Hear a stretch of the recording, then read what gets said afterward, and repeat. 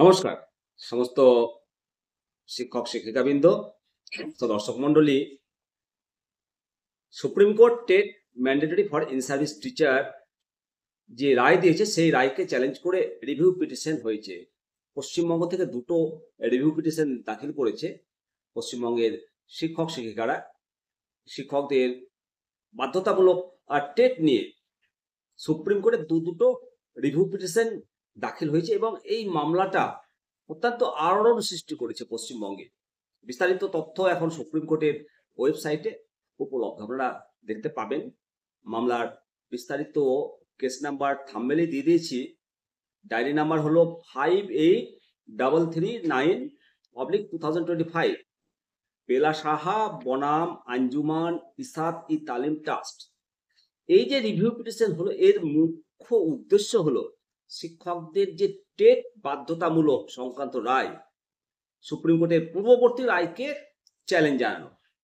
কুস্তি United primary welfare association এই মামলার পেছন থেকে শিক্ষক শিক্ষিকাদের পক্ষে কাজ করছে।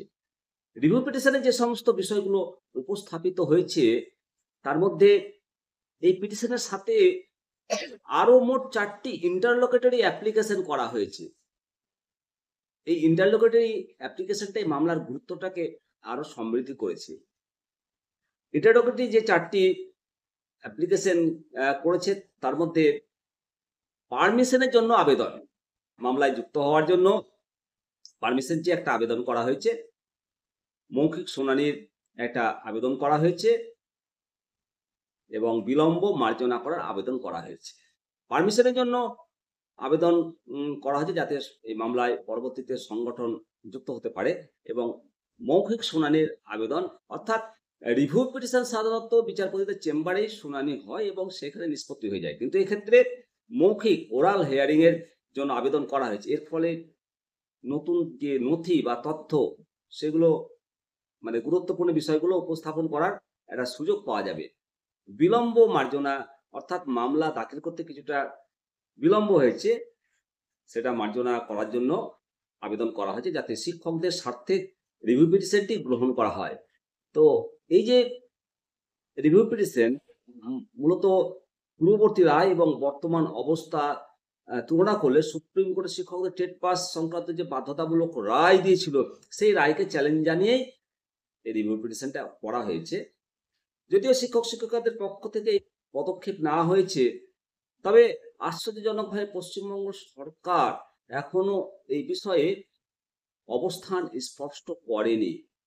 মামলার প্রত্যেকটা আপডেট শিক্ষক শিক্ষিকা মহলের কাছে অত্যন্ত গুরুত্বপূর্ণ এবং ভবিষ্যতে এই রিভিউ পিটিশন শুনানি এবং ফলাফল রাজ্যের শিক্ষক নিয়োগের উপর একটা গভীর প্রভাব তো ফেলবেই, তবে রাজ্য সরকারকে অবিলম্বে এই বিষয়ে সুপ্রিম কোর্টে রিভিউ পিটিশন দাখিল করতে হবে। এটা শিক্ষক শিক্ষিকাদের আবেদন। মূলত প্রাথমিক এবং উচ্চ প্রাথমিক শিক্ষায় যে শিক্ষকতা করতে গেলে টেট মাস্ট করতে হবে, সুপ্রিম কোর্ট জানিয়েছে। এই রায়ের বিরোধিতায় একাধিক রাজ্য, একাধিক শিক্ষক সমিতি নানা রকম উদ্যোগ গ্রহণ করেছে, কিন্তু রাজ্য সরকার এখনো কোনো পদক্ষেপ গ্রহণ করেনি। অপরদিকে পশ্চিমবঙ্গ থেকে উস্থি পদক্ষেপ গ্রহণ করেছে, আবার নিখিলবঙ্গ প্রাথমিক শিক্ষক সমিতি, নিখিলবঙ্গ প্রাথমিক শিক্ষক সমিতি ABPTA ইতিমধ্যে সর্বোচ্চ আদালতে রিভিউ পিটিশন দাখিল করেছে। অতএব রিভিউ পিটিশন শিক্ষক সংগঠন দাখিল করেছে, কিন্তু পশ্চিমবঙ্গ সরকারের পক্ষ থেকে কোনো রিভিউ পিটিশন এখনো উদ্যোগ গ্রহণ করেনি। ইতিমধ্যে শিক্ষকদের তরফ থেকে এই টেট বিষয়ে দ্রুত কেন্দ্র সরকারের হস্তক্ষেপ এবং আলোচনা চেয়ে all post graduate teachers welfare association বুধবার কেন্দ্রীয় শিক্ষামন্ত্রী মাননীয় ধর্মেন্দ্র প্রধানজিকে চিঠি দিয়েছেন। কর্মরত শিক্ষকদের টেট বাধ্যতামূলক করার বিরোধিতায় শিক্ষা অনুরাগী ঐক্যমঞ্চ দাবি করেছেন যে রাজ্য সরকারকে অবিলম্বে এই বিষয়ে সুপ্রিম কোর্টে রিভিউ পিটিশন দাখিল করতে হবে। সেই লক্ষ্যে তারা বেশ কিছু পদক্ষেপ গ্রহণ করেছে। 13ই অক্টোবর হাওড়া মন্দিরতলায় বিক্ষোভ এবং নবান্নে ডেপুটেশন কর্মসূচি নিয়েছে। এবিপিটির রাজ্য সভাপতি মোহনদাস পণ্ডিত বৃহস্পতিবার বলেছেন যে আমাদের রাজ্য সম্পাদক মণ্ডলী বিভিন্ন জেলার সম্পাদক সহ কয়েক হাজার প্রাথমিক শিক্ষক শিক্ষিকা যৌথভাবে সুপ্রিম কোর্টে রিভিউ পিটিশন দাখিল করেছে। এ ব্যাপারে রাজ্য সরকারের নীরব থাকার বিরোধিতায় 17 অক্টোবর বিকাশ ভবন এবং প্রাথমিক শিক্ষা পর্ষদ অভিযানের ডাক দেওয়া হয়েছে। 15 অক্টোবর সুবোধ মল্লিক স্কোয়ারে জমায়েত এবং মহামিছিলের ডাক দিয়েছে UUPTWBA। তারা মাননীয় রাজ্যপালের কাছে স্কুল শিক্ষা দপ্তর এবং প্রাথমিক শিক্ষা পর্ষদের সমস্যা সমাধানের দাবিতে তারা স্মারকলিপি জমা দেবে। অবশ্যই এই পদক্ষেপগুলো অত্যন্ত জরুরি, কারণ এই যে টেট নিয়ে টানাপোড়েন শুরু হয়েছে, আমরা দেখেছি যে একাধিক নির্দেশে, পুরাতন নির্দেশে সুপ্রিম কোর্টের রায়ের পর প্রাথমিক এবং উচ্চ প্রাথমিক বিভাগে টেট পাস বাধ্যতামূলক নিয়ে পুরাতন নোটিফিকেশনগুলো নিয়ে কেন্দ্র এবং রাজ্যের মধ্যে একটা দায় ঠেলাঠেলি শুরু হয়ে গেছে। কোন পক্ষ এগিয়ে এসে শিক্ষকদের ইনসাফ দেবে সেটা এখন স্পষ্ট নয়। এই টানাপোড়েনের মধ্যেই সামনে এসেছে মানব সম্পদ উন্নয়ন মন্ত্রকের নির্দেশিকা। এ নিয়ে আপনাদেরকে আগেও ভিডিওতে জানিয়েছি। সেখানে 1 দশক আগে স্পষ্ট করে জানানো হয়েছিল যে প্রাথমিক এবং উচ্চ প্রাথমিক